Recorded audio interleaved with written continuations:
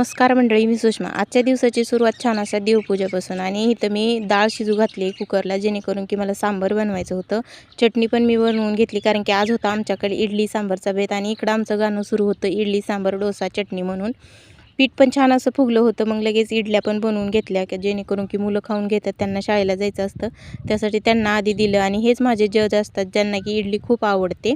आणि ही बघा माझं ताट असं असतं, मला दोन्ही चटणी आणि सांबार मिक्स करून खायला आवडतं। त्यानंतर दुपारच्या टायमिंगला ना थोडेसे पॉपकॉर्न बनवले। पॉपकॉर्न घरी बनवलेले तर खूप छान होतात बरं का, आणि गरम गरम आपल्याला खाता पण येतात। त्यामुळं पॉपकॉर्न बनवले आणि मस्त असं खाऊन घेतलं मी आणि माझ्या बहिणीने।